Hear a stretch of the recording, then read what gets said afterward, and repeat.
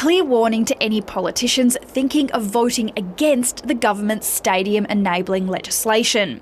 If the legislation is not passed, the stadium won't go ahead and the team will not go ahead.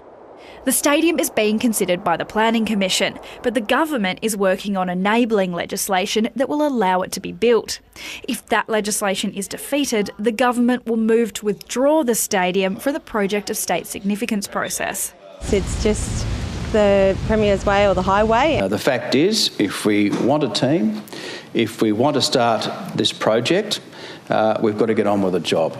With Labor's support, the legislation is already guaranteed to pass the lower house, but it will need 2 independents on side to pass the upper house.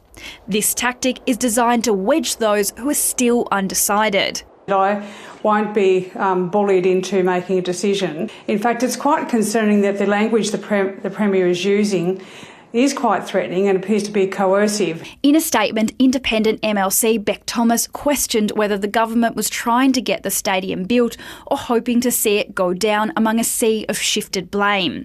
She said it was disrespectful to the intelligence of Tasmanians to try to trick them into believing responsibility for the AFL team lies with MPs who had no involvement in signing the deal with the AFL that mandated it.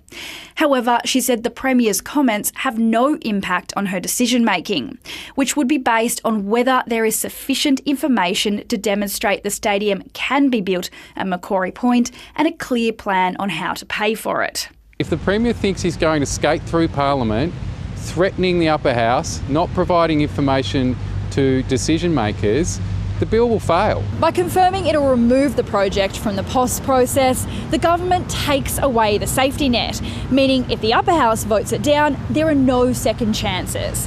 It's a game of chicken the government is betting it'll win.